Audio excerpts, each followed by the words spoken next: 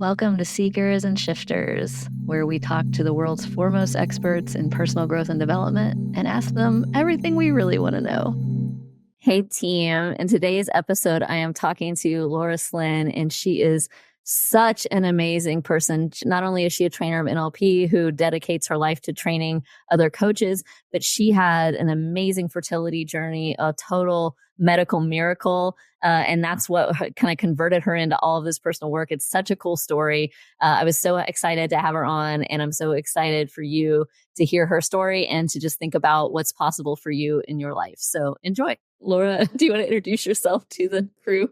Sure. I love brand new friends. Yes. Hey, my name is Laura Slinn. I am one of the co-founders of a company called Avalon Empowerment. At Avalon, we teach and certify trauma-conscious transformational coaching modalities for certification for coaches, including evolved NLP, quantum time release, and a process of alchemical forgiveness called Quantum Change Process. And above and beyond that, I am a mom and a seeker and a shifter, and I'm super happy to be here with you. We're so happy to have you. And just to get right into it, I love that you train coaches because, and I want to say train coaches because we talk a lot about people who coach coaches, and that evokes a whole different thing, right? Like a whole pyramid scheming thing. That's not what we're talking about. We're talking about training coaches to be better coaches. And when you and I first got in a conversation, we dove right into this, that a lot of the coaching market is around teaching coaches how to market, how to sell their service, which, great, important, right? And who's teaching coaches to be good coaches? Because the coaching industry is completely unregulated, right? And you're in Canada, correct? Yeah. So just to make sure we're in the right countries. Okay. So at least in the United States, and I think in Canada as well, there's no regulation around the coaching industry. Anyone can just say, hey, I'm a coach and start coaching. And that comes with pros and cons. What got you originally interested in teaching coaches to be better coaches? So the whole coaches who can't coach go and sell other coaching to coaches thing was it's baffling to me because I actually really enjoyed coaching and clients got good results. And I think in my own sort of echo chamber of my business, and I started coaching in 2012. So it's been a minute, right? I didn't understand until I actually started going out and networking and meeting other people and hearing about other people's experiences. I'm like, wow, it's not all just miraculous and amazing and wonderful and positive. And there's actually, there's some pretty wacky stuff out there. I sent my business partner, Kelly, something yesterday. It was become a trauma-informed coach. It also said heal all of your trauma, just completely gone for $97 online with nobody facilitating for you. I'm like, really? Okay. That's, people don't know the difference, right? For me, ultimately, I had extraordinary results as a client. The work changed my life in the most miraculous ways. And I loved doing that work with clients, but felt really compelled to share it with as many people as possible. So that's what brought me into training. And I think it was a good trajectory for me. And I have a hard time with anybody who's trying to sort of jump into doing anything without having done their own work first too. So, well, what's interesting about NLP, and aside, I promised my producer, Ken, that when we talk about NLP on the show, that we will stop and explain it to people who aren't NLP native. So we will try to stop and explain concepts as we're talking about this. But what was so interesting to me about NLP in the first place, and I know you're an expert, you're a trainer, you're a master trainer or trainer? Trainer. Yeah. So you're a trainer like me. When I got into NLP, what was so fascinating to me was that it does facilitate really quick transformations in certain times, certain modalities.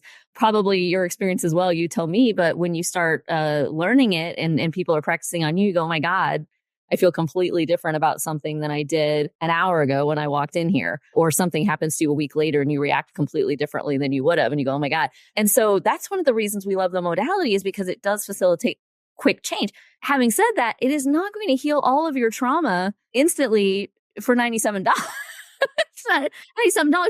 And so I guess what's coming up for me is where's the line between this honestly can shift things like that in the right modalities with the right issues, with the, if you're ready to change, you're ready to shift, it will. And when we try to talk about it to people, it sounds like your $97 ad. It sounds like bullshit, right? Sometimes. Yeah. Yeah. It can't. Right. It's especially when we get into my partner and I always joke about we can't talk about the allergy model with everyone because that people get real freaked out when you're I can cure your allergies. They're like, wait, they can't say that to people. They freak the fuck out, right? Yeah.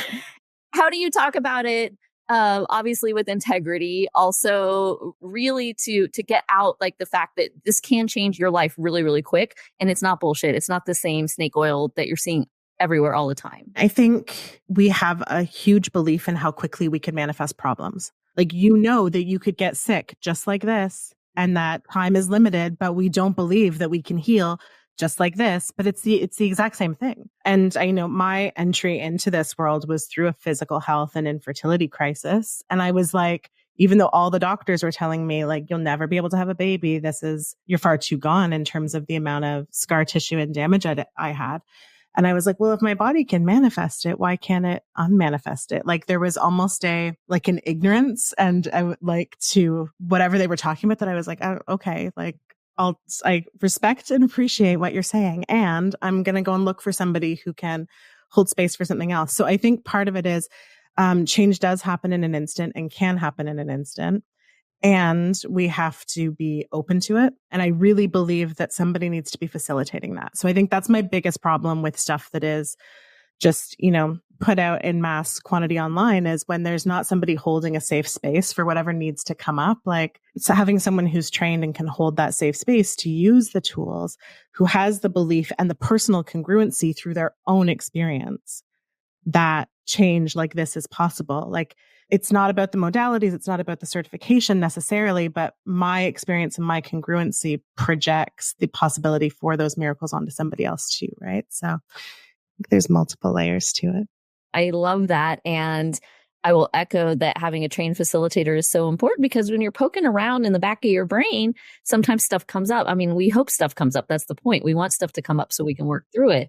But if you're not in a safe space with a person who knows how to handle it when certain things come up, this could actually be quite dangerous to your mental health, right? And so I have layers of backup, including trained clinicians, that if something gets real heavy, it's like, okay, we got to bring this person in. Something else, just right, because that stuff can happen. You mentioned a little bit your infertility journey. Would you mind telling this story? Because I heard you tell this story when we met a few weeks ago. It was so powerful. It was so moving.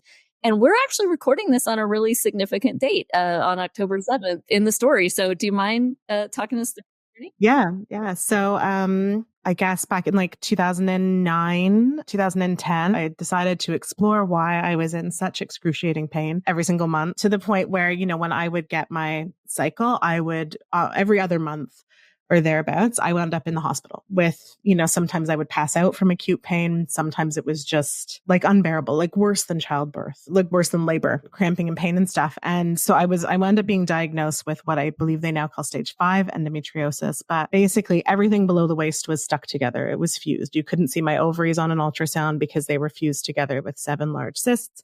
My bladder, my bowel, my abdomen, my entire uterus was covered in scar tissue and adhesions. So I was told that it would be absolutely impossible to conceive and impossible to carry a baby given my condition, that I had no healthy ovarian tissue. So it wasn't even like IVF was an option. It was just, you need a hysterectomy, you need your ovaries removed, you need bowel resectioning surgery. This is quite serious. And you don't have a lot of time to think about it. Long story short, I looked at my doctor. He had a picture on the wall, family, obviously, and a young woman in it, probably about my age. I'm like, what would you tell her? And he said, I would tell her to hedge her bets. So if you want to, try anything else that's out there that's possible, go for it. If you've got a God, start praying. If you want to do all of the crazy woo-woo things, go for it. So that when you make the decision, you know that you at least tried everything first, kind of thing. And I said, can you really tell me with 100% certainty that it's impossible, that I'll never be pregnant? And he said, nobody can tell you with 100% certainty anything, but with 98% certainty, this is never going to happen for you. I'll give you 2% room for miracles. And I was like, okay, I guess I'm going to take that 2% then, because I'm stubborn. And shortly thereafter, I was not a spiritual person at all. I describe myself as an angry Catholic in those years. Became a recovering Catholic ultimately. But I saw a Wayne Dyer quote that said, miracles come in moments, be ready and willing. And it really struck me because my doctor had just said, bank on a miracle. And I was like, I thought miracles were lucky random things that happen to lucky random people. The whole be ready and willing part, I was like, what does that mean? And I think just that question opened up a whole world of possibilities. And I started saying yes to everything. So I did everything under the sun. If there was a nutritional program, a I was doing all kinds of different like hands-on healing, like all of the things physically. Nothing really budged though in terms of my prognosis. But then I was introduced to doing some emotional work and this idea that there's a mind-body connection, which, I've heard, but the idea that repressed emotions can actually create disease. And I remember going to my first session being like, I know what you do, but like, I'm perfect. Pollyanna face, I don't even get angry. And he's like, yeah, great. I know what to do with you. Go get a baseball bat because you have so much buried rage. Anyways, he wound up doing muscle testing with me. So some applied kinesiology to communicate with my subconscious. And age 16 came up and I was like, oh, something happened there, but I'm totally over it. And it was sort of that like, okay, you might be over that consciously, but subconsciously your body's manifested whatever went on. And so all of the potential vicarious trauma of the incident, but I lost my virginity at 16, not by choice, to somebody who I thought was a friend. I became pregnant, and in my household, I just didn't think that was ever going to fly. I was also super naive, and struggling on a lot of fronts. And I chose not to have the baby. And so that was a traumatic sort of time to go through, mostly on my own. Ultimately, my parents found out, were way more supportive and wonderful than in my head I had made that out to be. But I chose not to get any help, not to do any work at that time. I was like, we're just going to pack this up and I'm going to become a perfectionist. And that's that. And so this is what came up for me, 16 years later, 15 years later, talking about this incident. And while it was hard to go there, I think it was much harder to not go there, if that makes sense. I did a little bit of sacred rage work. We did some timeline work. I released the belief that I was undeserving of becoming a mother because I had this sort of like, there's a karmic thing happening, I think was the belief attached to that. And I released rage and shame and did forgiveness work, specifically focused on forgiving myself. And within 2 months, my body, it must have started just, I think all of the other things I was doing physically started to work. And contributed to a spontaneous healing. So that was at the end of June. I wrote a goal at a weekend program that said on October 7th or sooner, I am healthy and capable of achieving and maintaining a pregnancy. I chose that date because it was my last I was going through the round of doctors and surgeon referrals. So it was a specific date that was my last referral appointment. At that appointment, they would always do an ultrasound to see, how many cysts there was, if there was any change. And so I visualized every day going and seeing the ultrasound and the doctor saying, we don't need to do surgery. It looks like your body's healing. What happened instead was at the end of September, I started to feel very nauseous and got a couple of pregnancy tests. And after peeing on several sticks, realized that I was indeed pregnant. I called my fertility clinic and they were like, come get blood work. They called me back and said, either you're super pregnant or you're having twins because your hormone levels are sky high, but we do need to confirm a uterine implant because you shouldn't, like your tubes are deformed, like you shouldn't be able to get pregnant. We want to make sure it's not ectopic. And I said, okay, when can I come for the ultrasound? And they said, how's October the 7th? And that was when just what I recognize now, very sort of like peak experience, mystical sort of full body feels and synchronicity and bliss and all that. So so I have Brady May 19th of 2011 via C-section, which was not ideal, but they were able to confirm that everything else inside was completely healed, healthy, normal, my bladder, my bowel, my ovaries, all the things. And then his little brother Drew just turned 8 last week, whose due date, because he was unplanned at a really challenging time for my husband and I, but due October the 7th. So it's become just this very celebratory date for us. So yeah, that's the story. It's such an amazing, moving story. And by the way, thank you for spending some of your October 7th here recording with us and sharing it with us. Such a testament to the power of healing. This is such a triggering topic for people who haven't dived into this world fully, yet. When you start to say, hey, some or maybe even all of your physical problems are actually symptoms of repressed emotional stuff, trauma. You start to get into, pre-birth trauma, generational trauma. People really start to tune you out. At best you're crazy. At worst you're being, you're insulting them, and you're not you're not holding space for their actual physical problems. How do you talk about, because you're a diplomatic lady. How do you talk about this to people without like setting them off, you know? I think that I believe in entering somebody's model of the world. This wasn't my model of the world. And I'm always like, it's okay to be a skeptic. I remember leaving some of those early sessions, driving home, being like, how am I going to tell my husband I just paid a couple $100 an hour to float above an imaginary timeline and release imaginary rage that I don't even think I have? Like, you know, no, I'm kidding. At that point, I knew that there was stuff there. I'd done some work to associate, but ultimately, I think through sharing stories and just saying like, feel free to reject this. Like, you know, I did, when I quit so I got pregnant with Brady and then was like, there's no way I can go back to my work, which was I worked in creative direction and marketing and stuff. And so I had Brady and then immediately got trained in NLP and a number of other modalities. And so I started my business by giving talks at a fertility center, and we just called it Fertility Empowerment Evenings. They had a support group, and support groups can be not very supportive places when you're hearing other people just like the reinstallation of pain and difficult stories, right? So my whole thing was like, I can't promise anybody else results, but I do believe that this is a way to take some control back in an otherwise horribly difficult journey for so many of us. Even when I wasn't sure if my body was healing or not, I liked that I had some tools and resources to fall back on to keep my emotions where I wanted to be, and to like process things in a more healthy way. So yeah, I think I put it out there, but sometimes 2 people would attend, and that event was advertised to hundreds of people who are patients. So it's definitely not everybody, I think, is ready for it. What I found by and large was people who came to those talks were people who had tried everything. I was like, I wish that I was the first stop on your journey to healing, but I tended to be the like, okay, we've tried everything else. Now we'll look at this. And I would love for our world to be opposite of that. Right. But I believe we'll get there. It's interesting you say that, because I feel like a lot of the people that come to me too, and I mostly train entrepreneurs, but we work with a lot of trauma in entrepreneurship, as you can imagine. I've tried everything and I'm sick of my shit, and I jokingly say my ideal client is somebody who's sick of their own shit and they're just like ready to go. I think to your earlier point, the best way that we can start to communicate about this stuff is, hey, here's what happens for me. Like, here's my experience. Here's the experience my clients have had. Instead of leading with, hey, I can fix this about you, or, like this is what will happen for you.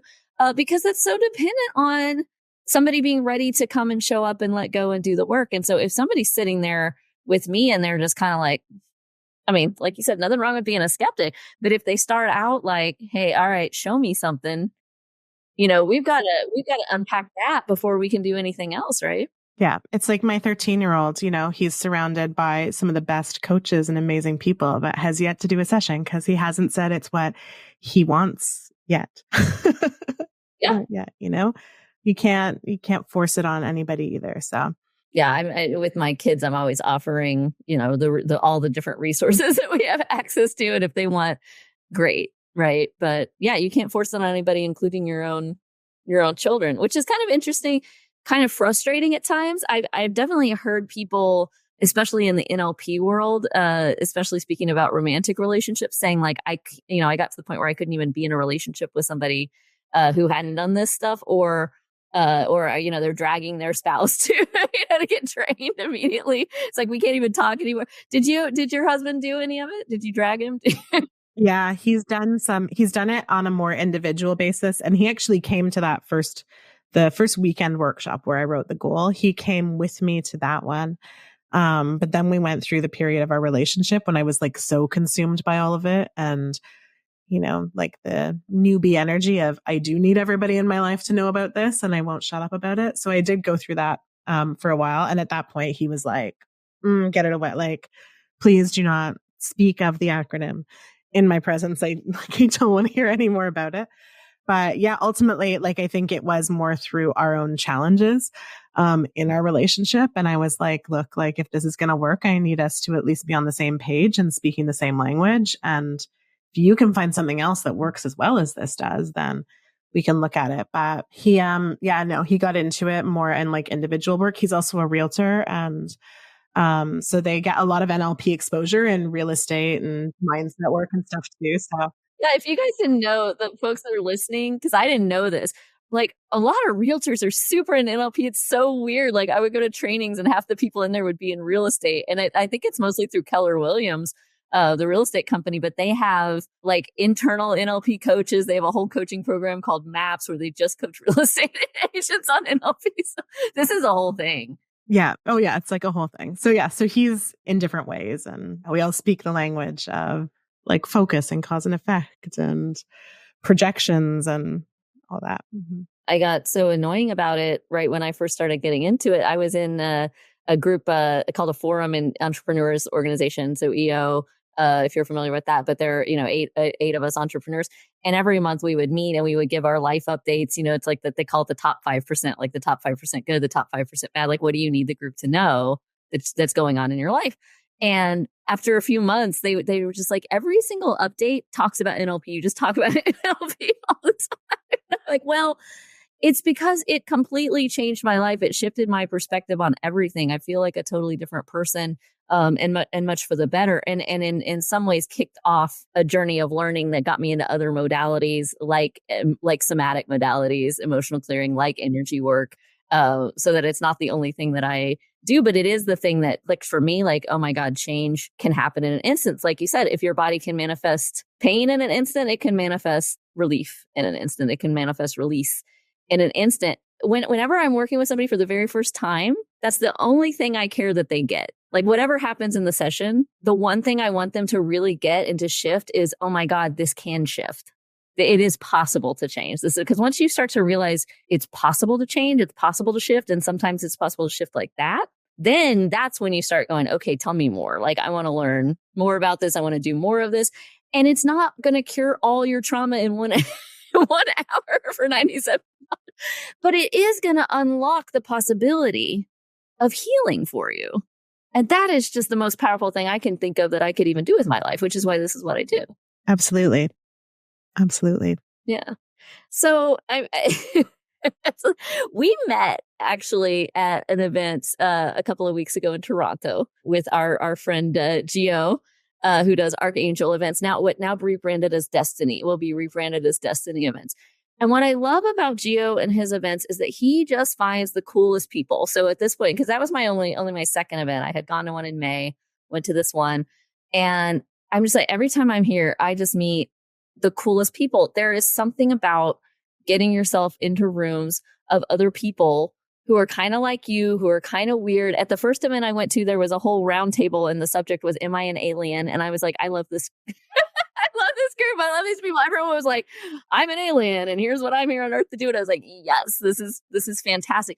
Because in real life, once you go down this rabbit hole, it can get really isolating. I mean, just for me, like, I didn't feel as connected to a lot of my friends, right? Like, had to kind of rework relationships with some of my family, had to really think about things differently in terms of who I even wanted in my bubble or who I wanted influencing me. It can be very, very isolating. And then in the coaching world, you might have friends that are have similar values or into the same stuff, but everyone's kind of trying to sell each other all the time. There's this, you know what I mean? Like, cool, hustle. I love the hustle. I'm an entrepreneur. Do your thing. Like, get your money, get your bag. And it can kind of be like, hey, I just want a friend. Like, I don't have to buy something from you to be your friend, right? Yeah, 100%. I like that community we've been hanging around Archangel community since, actually, I bought my first ticket to an Archangel Summit. It was September of 2016 and my baby due October 7th came early. So I missed that very first event and they were like, no worries. Like, here's a VIP ticket for next year. I'm like, you have a no refund policy. They're like, but you had a surprise baby. Like, you weren't supposed to be in labor. I'm like, oh, okay, thank you. And so I was one of those things that I was like, oh, they're amazing people. Like, I didn't even have to ask. It was just, congratulations on the baby. Here's your ticket for next year. And yeah, we've met just the most amazing people, like the strongest friendships. And sometimes you never know where a connection could lead. It's not about an initial transaction that happens. There's so much more to that for sure. It's been so cool because there's such a spirit of generosity in that group, and you don't go in there feeling like, oh, everybody's trying to sell me something. And you know, ironically, I have signed up for stuff with people in that group. I have actually bought stuff from people, but it's because I didn't feel like they were that's all they cared about me. And in fact, you know, some people, of course, are going to say, hey, you know, like, who are you and what do you do? But a lot of the conversation goes beyond that really quickly, which is why, like, you and I were able to have those conversations where I was able to hear that story, you know, so quickly and things like that, because it feels like people there are very interested in who you are instead of what do you do. It's like, who are you? In that being in it. Like, paradoxically, the only people I want to spend money with are people from those spaces. Right. The first time I went to one of those events, I was very in my head about, oh my God, you know, there's a lot of really important people here, people who have done really cool things, people who have made lots of money.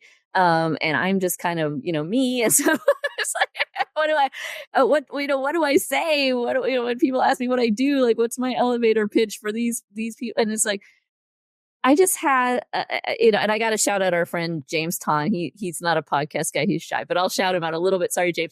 Because I love him so much. He sat with me and he was just looking me deep in the eyes and he's a big deal. I won't go into it because it's private, but he's a big deal. And he's looking me in the eyes and I just felt the energy of him being so interested in getting to know me for me. To the point that, like, by the time I saw him again at this last event, I felt like we were already good friends. We hung out a lot. And when I had that experience with him in May, I just thought, this is who I want to be like. It was a role model for me. So I want to be the person who goes in interested in other people and less about interested in, oh, how am I going to talk about me? It was a humbling experience for me. And I'll tell you, this last event, I went in with that and I thought what I had in my head was lead with humility, not ability.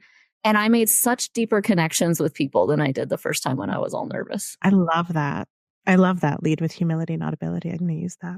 Well, you're in a room with everybody's a badass. Mm-hmm. Everybody's a badass. And people are just trying to downplay themselves. Because I think, you know, at a certain level, like, it gets uncomfortable for these people to get fawned over all the time. But it's literally like anybody you talk to in there is just this incredible person. I was talking to a woman who was trying to, like, just be like, oh, I just do real estate. And then I was like, you don't just do real estate. And upon further examination, you know, she leads this huge team of people and has this whole, you know, and I was like, yeah, it's just like everybody's trying to be like, enough about me. Tell me about you. You know, it's so interesting when you're used to being in spaces where it's the opposite, where everybody's trying to get their 30 seconds in, you know? Yeah, absolutely. I remember Gio saying to me, because I was like so nervous, all the imposter syndrome stuff, going to my first event. And he was like, everybody here has imposter syndrome. I'm like, that's impossible. Like, there's no way that, like, and sure enough, like, the more you just actually get to know people, like, everybody feels their own sort of flavor of that. But no, it really is, like, it is the best space. I love it. And we've met the most meaningful connections. And I feel like it's like oxygen too. Like, we spend so much time holding space for others. Like, I need to go into a place where it's just about being and not doing it all. So I love that you're talking about everyone has imposter syndrome. I'm going to sound like an arrogant ass for a minute because I am. I can be. I am somebody who would listen to, like, everybody else's imposter syndrome all the time, coach lots of people through it. Obviously, it comes up a lot in entrepreneurship, and just hear it. And I was like, I don't really have it. Like, I don't really get it. I don't know why. Like, maybe I'm just great. It's like, what I realized was, no, because you're not in the right rooms, right? Like you almost need to get in the room where you have imposter syndrome. And I started hanging out in that room and I was like, oh shit, I do. And I can, and it is possible for me. And I needed to be in a room where, like, I love being the stupidest person in the room. I posted about that on Facebook after that event and said I was the stupidest person in the room. And it was great. And people kind of got on me for, don't talk about yourself that way. And I was like, no, you don't understand. I spent so much of my life being afraid to be stupid. That was one of my core wound stories. I don't want to be stupid. I don't want to be stupid.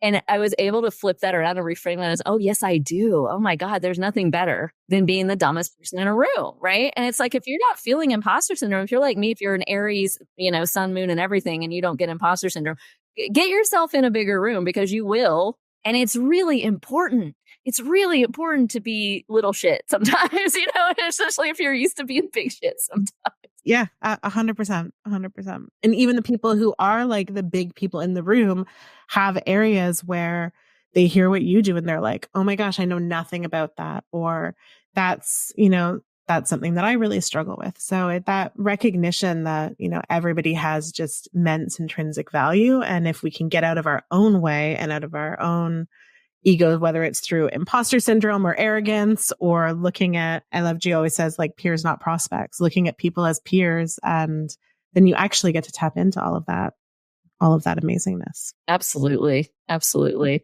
I was so struck by the same thing you're talking about last time I was there, because there's some people, and again, it's like, we won't call everybody out here, but there are some people that are in that group that have done like mind-blowingly amazing things, like where you feel a little starstruck when you heard about what they do.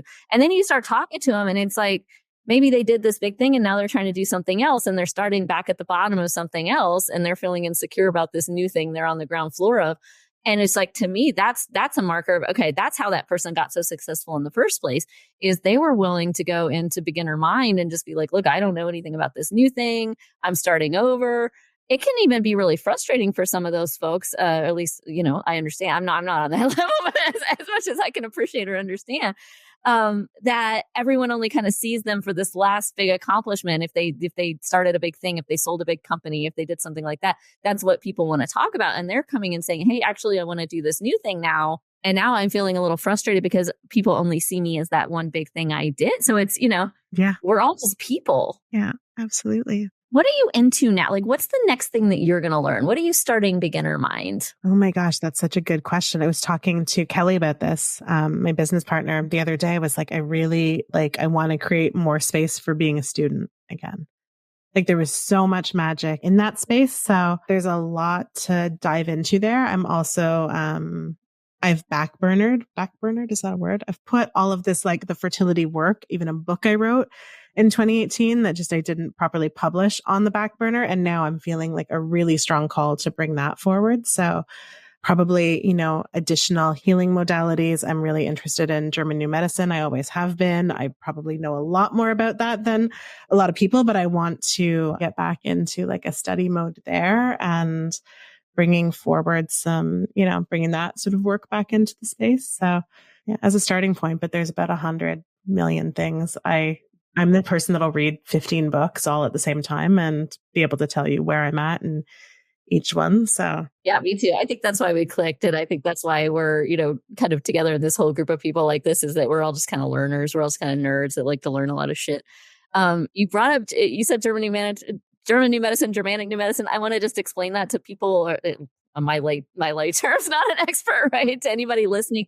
But it's this whole school of thought where basically any kind of pain or symptoms that you're experiencing are actually the healing phase of what's going on. And you can start to look up, if you want to go down a rabbit hole and you've got something going on, like, oh, I've got migraine headaches, or I've got, pain in my hip, or whatever's going on, and just Google it with Germanic new medicine, and it'll start to talk to you about, oh, this is often representative of this kind of emotional wound, and this is the expression of it, and this is the healing phase of it. Tell us what you know about it. Why it's interesting to you. Yeah.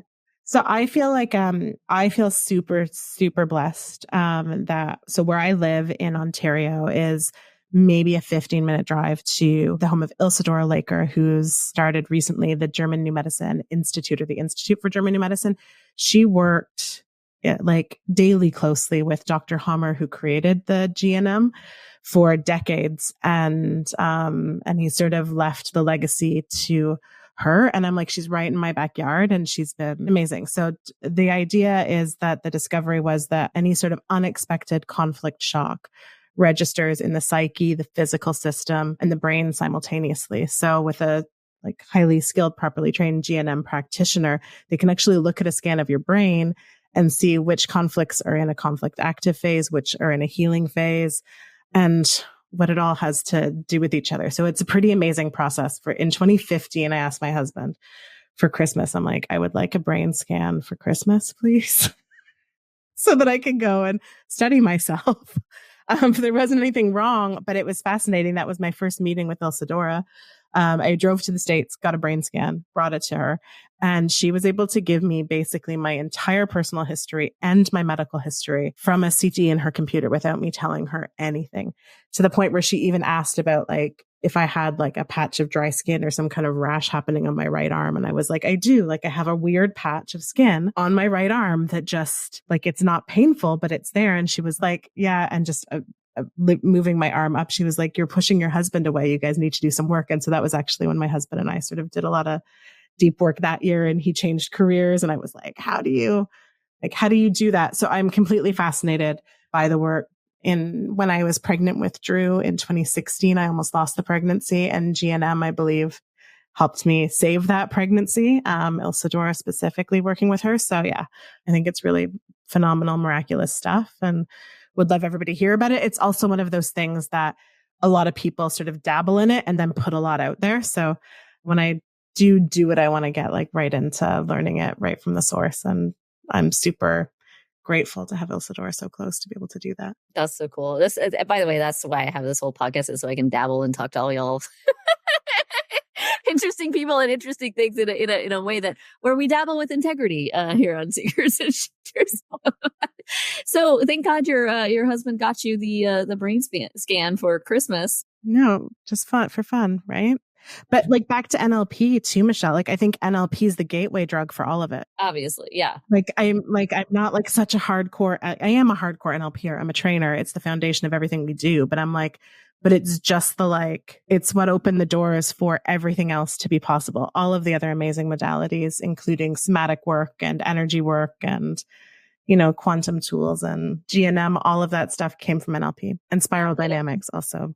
I love spiral dynamics, and it showed you what changes is possible. And then you start to have these experiences. I love the rash story in particular, because it's like, we were skeptics too, y'all. Like we didn't start out like this. We weren't always this weird. We weren't always claiming that we could, cure allergies or whatever. I swear to God. But you have enough of those experiences, like the rash story that you just told, and you go, okay, you know what? Okay, I'm a fucking believer. And all we want to do is help facilitate these experiences for other people who are ready. It's not, we're not trying to force it on anybody or everybody, but it's like, if you're ready, we can start to facilitate these experiences so that you can actually see what's possible for yourself in your own life, because it's so much more than you ever thought. Really. And I think like compassion for people who aren't ready, or for people who are learning it the hard way, as I did. I had a conversation with someone the other day. Like, if you think of how many doctor and medical and hospital TV shows there are, like just alone, like we are bombarded with a totally different model than what we're talking about here. So even people who are interested in stuff, like there's that cognitive dissonance and that fight inside of, well, now we're trying to go against everything that we've been conditioned to believe about the nature of, life and death and the body and health and disease and illness. Like it's a lot. And I certainly would not have found my way to this path if it weren't for it being a last resort only option, and, finding it that way myself. So it's the last resort, or I'll tell you, if it's helpful to those of you listening, the thought that my rational, logical, skeptical mind finally came to that allowed me to even explore any of this was, it would be completely illogical for us to think that we already knew everything about everything, that we had done all science, that we had discovered all of it. And it's like, there is a possibility that there's a lot of other stuff going on that we haven't figured out yet, or that some people have started to figure out but isn't in the mainstream yet. And so when people get so up in arms about this, it sometimes comes from that, oh, but that's not the truth, or we already know how that works and that's not how that works. And it's like, well, do we already know how everything works? So if you just start to put that first question mark in your mind, well, of course we don't already know how everything works. We couldn't possibly. Then it starts to open up the possibility of, oh, there might be a lot of stuff that's not what I was taught or told that I could start to learn now, and start to see some different viewpoints, see some different perspectives. Absolutely. Yeah. Laura, thank you so much for being on with us today. I really appreciate it. I just met you and attacked you and said, you have to come on my podcast, being the aggressive Aries that I am. And you did your game, and you're wonderful. And I'm so glad that we're connected. We're so glad that we're friends now. Where can people find you if they want to learn more about you, learn more about your work? Yeah, absolutely. So Avalon, Avalon Empowerment. That's our company. So AvalonEmpowerment.com. We've got a book on there that you can download for free about NLP, specific to coaching. But also, Laura, Laura at AvalonEmpowerment.com is my email. So yeah, reach out if there's anything specifically. I don't have any fertility resources, and I know we talked about that a lot, and I'm heading into that space again, but yeah, feel free to reach out, because I've got the the book that I'm just going through some final edits with, and some new stuff coming in that space too that I'm excited about. And thank you, Michelle, so much for having me. I love that we like sat down, connected, and by lunch we were like, oh my God, I think we just became best friends. Like, it was great. Become best friends. Yeah. Yeah, it's great. I love it. Those are the best kinds of connections. So 100%, 100%. Laura, thank you so much. We'll have to have you on again. I can't wait for your book to come out. When the book comes out, please come back. Tell us all about the book. Promote the hell out of it. We love that around here. We're not shy. I love entrepreneurs. Want you to promote it. So thank you so much for being with us. And everybody, we will see you next time.